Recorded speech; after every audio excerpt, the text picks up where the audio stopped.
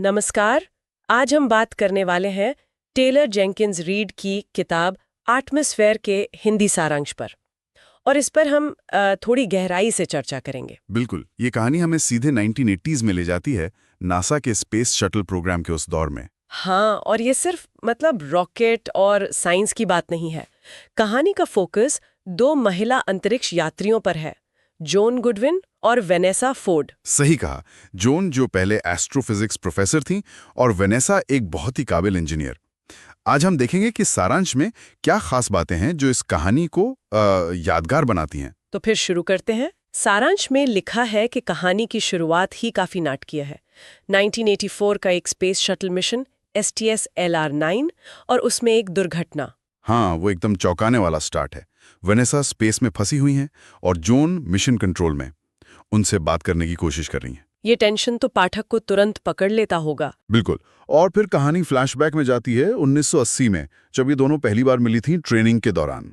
अच्छा, तो ये वर्तमान और अतीत के बीच आना जाना लगा रहता है। हाँ, और ये सिर्फ स्टाइल नहीं है, इससे वो जो होने वाला है उसका एहसास और गहरा होता है। हम जानते हैं कि आगे कुछ बुरा होगा और फिर हम देखते हैं कि वहां तक वो कैसे पहुंची। किरदारों की बात करें तो जॉन शांत और बहुत इंटेलिजेंट बताई गई हैं। हाँ, अकादमिक टाइप, और वैनेसा थोड़ी ज्यादा मजबूत इरादों वाली, शायद थोड़ी मिस्टीरियस। हाँ, कुछ ऐसा ही।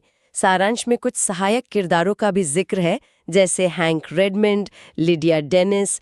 ये कहानी को रियल बनाते हैं। बिल्कुल, लेकिन असली कहानी तो जॉन और वैनेसा के रिश्ते की है ना। हाँ, वही सबसे दिलचस्प हिस्सा लगता है। सारांश कहता है कि ट्रेनिंग के दौरान ही उनके बीच एक गहरा प्यार पनपता है। और यहीं पर वो 1980s का कॉन्टेक्स्ट आता है। उस जमाने में, खासकर नासा जैसे माहौल में, जो कि बहुत पुरुष प्रधान था। हाँ बिल्कुल, ऐसे में दो महिलाओं के बीच प्रेम संबंध, ये बहुत बहुत जोखिम भरा था। सिर्फ निजी नहीं, उनके करियर के लिए भी। तो ये सिर्फ एक लव स्टोरी नहीं हुई, ये प्यार बनाम बाधाओं की कहानी है।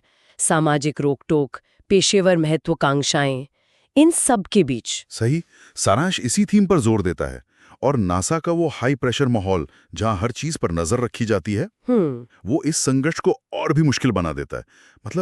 अपनी पहचान छुपाना, अपनी भावनाएं छुपाना, वो भी तब जब आप दुनिया की नजरों में हो। ये बात महिला सशक्तिकरण वाले पहलू से भी जुड़ती है।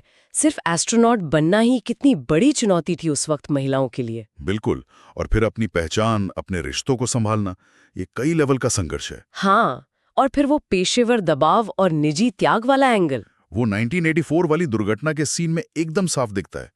जॉन मिशन कंट्रोल में है, उसे नियम फॉलो करने हैं। लेकिन स्पेस में उसकी पार्टनर है, उसका प्यार। हाँ, तो एक तरफ वैज्ञानिक अनुशासन, प्रोटोकॉल, और दूसरी तरफ वो मानवीय भावनाएं। इसी टेंशन से कहानी आगे बढ़ती है। ये अंतरिक्ष का रोमांस और रोमांस का मिक्सचर काफी अलग है। सारांश में नासा की ट्रेनिंग और तकनीकी डिटेल्स की काफी तारीफ भी की गई है। हाँ, वो प्रामाणिकता कहानी को मजबूत बनाती है, लेकिन कुछ आलोचनाएं भी हैं। अच्छा, जैसे कुछ लोगों को लगता है कि 1980s के LGBTQ+ संघर्षों को शायद और गहराई से दिखाया जा सकता था। हो सकता है। कहानी भावनाओं पर फोकस करती है, पर शायद सामाजिक राजनीतिक परतें और हो सकती थी। शायद।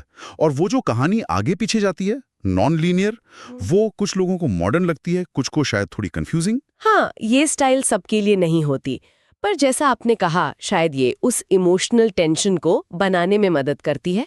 बिल्कुल। तो कुल मिलाकर, जैसा सारांश से समझ आ रहा है, एटमॉस्फेयर सिर्फ एक स्पेस मिशन की कहानी नहीं है। नहीं, बिल्कुल नहीं। ये प्यार, दोस्ती, महत्वाकांक्षा और सामाजिक दबाव का एक बहुत ही पेचीदा ताना बाना है। ये दिखाती है कि कैसे असाधारण हालात में भी इंसान की भावनाएं वो तो साधारण ही रहती हैं, है ना? हाँ, और सबसे दिलचस्प बात शायद यही है कि कैसे ये कहानी विज्ञान की दुनिया की सटीकता, उसके अनुशासन के सामने व्यक्तिगत अनियंत्रित भावनाओं को रखती है। ये टकराव ही से जान देता है। सही कहा। और ये सोचने पर मजबूर करती है कि क्या आज भी हम, शायद अलग तरह से, पर अपनी पेशेवर जिंदगी और निजी सच्चाइयों के बीच इसी तरह का संतुलन बनाने के लिए जूझते नहीं हैं। ये सवाल अंत में रह जाता है।